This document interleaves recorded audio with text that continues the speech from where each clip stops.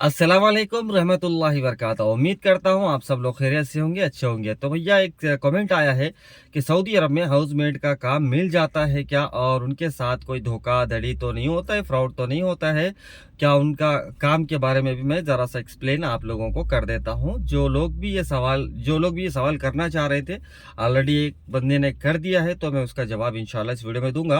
Video अंत तक देखिए और daily Shahir vlog YouTube channel को सब्सक्राइब जरूर करिए, वीडियो को लाइक करना मत भूलिए। तो चलिए शुरू करते हैं। देखिए, खासकर इंडिया से जो हाउसमेट्स आती है, इंडिया वैसे तो इंडिया वालों के लिए बैन है, ममनू है। इंडिया वाले डायरेक्ट हाउसमेट के काम पर नहीं आ सकते सऊदी अरब, ठीक है। अब जो एजेंट लोग भेजते थे वो बड़े यानी कि खतरनाक तरीके से भेजते थे। उनको इंडिया से दुबई भेजे, दुबई से फिर सऊदी अरब का वीज़ा लगा के सऊदी अरब भेज देते थे। इस तरह से काम होता था। लेकिन अभी जो न्यू रूल्स आया ना, उस हिसाब से मुमकिन अभी ये काम नहीं चलेगा या नहीं होएगा, मुमकिन या हो भी सकता है। एजेंट लोग कुछ भी कर सकते हैं। बाकी का खैर, हम चलते हैं, आगे बढ़ते हैं। तो फ्रॉड तो होता है, बिल्कुल बहुत फ्रॉड होता है, पैसा भी बहुत ज़्यादा लग जाता है। और सऊदी पहुंचने के बाद में जो सऊदी अरब के जो लोग हैं, वो लोग जो है ना, काम वाली बाई को काम वाली बाई नहीं, काम वाला रोबोट समझते हैं, ठीक है। और काम क्या क्या होता है, देखो सपोज एक कोई बिल्डिंग है, एक बिल्डिंग है, उसके अंदर फैमिली है, और बिल्डिंग के अंदर जो है 6 रूम है और 6 बाथरूम है सेपरेट, अलग अलग, यानी जिस रूम का उसको बाथरूम है, और 3 मजलिस है और एक किचन है। तो ये 6 रूम और बाथरूम डेली क्लीन करना पड़ेगा, और 3 जो मजलिस होते हैं वो भी क्लीन करना पड़ेगा, ठीक है। ये क्लीन किया, फिर उसके बाद किचन की बारी आ जाती है, तो किचन भी क्लीन करना पड़ेगा। और चाय गहवे की जो बात आती है, तो चाय गहवा तो भैया बनाते रहना पड़ेगा। ये काम होता है हाउसमेट का। और कपड़े वॉश करने का तो कोई लिमिट नहीं होता है। डेली डेली के कपड़े निकलते हैं, तो कपड़े भी वॉश करना है और उनको प्रेस भी करना है, यानी कि इस्त्री भी करना है, ठीक है। और कुकिंग अगर आ जाती है, तो कुकिंग का भी बड़ा मसला हो जाता है। कुकिंग करना, फिर जो बासन होते हैं यानी बर्तन जो होते हैं वो वॉश करना, ठीक है, ये सारा काम लग जाता है। अब जो सऊदी अरब में काम कर रहे होंगे इंडिया वाले, वो लोगों का अच्छा एक्सपीरियंस, देखो इंडिया में ये समझ के भेजते होंगे लोग कि वहाँ जा कर के काम कर लेंगे, किसी तरह से पैसा कमा लेंगे, तो ये इसे सोच के आ जाते हैं। देखो पहले आपको इस वीडियो में मैं एक कहानी भी सुना देता हूँ हाइल सिटी की।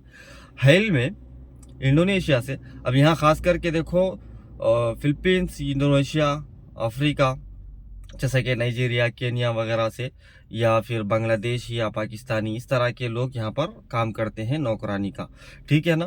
तो जो मैं स्टोरी सुनाने वाला था, स्टोरी का शुरुआत कुछ यूं है। इंडोनेशिया से यानी नौकरानी को मंगाते हैं। हाइल में मंगाने के बाद में वो कफिल माजूर है, ऐसा कुछ बोला गया है स्टोरी में। तो माजूर था, ठीक है ना। तो वो मंगाता है, यानी बुलाता है, बुलाने के बाद में उसको काम लगा देता है। अब जैसा महीना होता है, तो उसको जब वो सैलरी पूछती, तो उसको इंशाल्लाह बाद में दूंगा, इस तरह से बोला जाता था, और काम तो दबा के लगाया जाता था। इसी तरह से 12 साल तक उससे काम करवाया, और 12 साल तक उसको कोई सैलरी नहीं दिया। यही बोलता था कि बाद में दूंगा, बाद में दूंगा, इंशाल्लाह बाद में दूंगा, इंशाल्लाह बाद में दूंगा। ठीक, इसी तरह से 12 साल तक उससे काम करवाया। 12 साल काम करवाने के बाद अब वो लेडी को पता नहीं किसी तरह से उसके माइंड में ये बात आई कि मैं ये जो बात है इसको बाहर पहुंचाऊं। तो उसके पास मोबाइल था, वो मोबाइल में उसको किसी तरह से, पता नहीं, जैसा कि आजकल सोशल मीडिया का दौर है, तो उसको किसी तरह से इंडोनेशिया न्यूज़ वालों का कुछ हो सकता है फेसबुक मिल गया या क्या पता नहीं, किसी तरह से उसने इंडोनेशिया के न्यूज़ वालों को अपनी परेशानी जो है लिख करके भेज दिया। तो तुरंत वो लोगों ने इंडोनेशिया एम्बेसी को कॉल किया। फिर इंडोनेशिया एम्बेसी ने डायरेक्ट लेबर कोर्ट में बता दिया। लेबर कोर्ट वालों ने खुद एक्शन लिया, ले करके वो कफील के घर गए। जाने के बाद उससे बातचीत किया। बात करने के बाद उसको उसी दिन, एक ही दिन के अंदर, उसका 12 साल का सैलरी भी मिल गया, फाइनल एग्जिट भी मिल गया, और उसको फ्लाइट का टिकट भी मिल गया। तो वो खुशी खुशी से चली गई। अगर वो होशियारी नहीं करती, 12 साल की जगह उसका 20 साल भी गुजर जाता, तो वो सैलरी भी नहीं देता, ना उसको घर को भेजता। ऐसे होता है गल्फ कंट्रीज में, इसी तरह से होता है, धोखाधड़ी ये होता रहता है। क्योंकि ये लोगों का ये सोचना मुमकिन होता होगा कि नौकरानी जो है घर से बाहर जाती नहीं है, ना किसी को बोलेगी, ना कुछ करेगी। लेकिन आजकल सोशल मीडिया का दौर है। अगर आप लोगों के साथ जो भी यहाँ सऊदी अरब में या कुवैत में या दुबई में काम कर रहे हैं, ज़रूर इंडियन एम्बेसी का ईमेल एड्रेस या उनका मोबाइल नंबर या सोशल मीडिया पे फॉलो करके ज़रूर रखिए, क्योंकि हर इंसान के पास अभी तो मोबाइल है, रहता है। फॉलो करके रखिए। आपको कुछ भी प्रॉब्लम आती है तो आप सोशल मीडिया पे डायरेक्टली शेयर कर सकते हैं, ताकि आप लोगों की हेल्प हो सके। ठीक है, तो इस तरह से हाउसमेड का काम यानी नौकरानी का काम सऊदी अरब में चलता है। अब जो कफील अच्छे मिलते हैं, जो मैडम्स अच्छे मिलते हैं भैया, उनकी ज़िंदगी बन जाती है। जैसे हाउस ड्राइवर की बात आती है, अगर कफील अच्छा मिल गया तो उसकी ज़िंदगी सुधर जाती है। उसी तरह से नौकरानी की भी ज़िंदगी, कफील अच्छा रहेगा, मैडम अच्छा रहेगा तो सुधर जाएगी, क्योंकि उसको हर 2 साल को छुट्टी भी भेजेंगे, सैलरी मंथली सैलरी घर को भेज देंगे, उसको मोबाइल दिला के देंगे और घर जाते टाइम पे उसको जो है हेल्प भी करेंगे।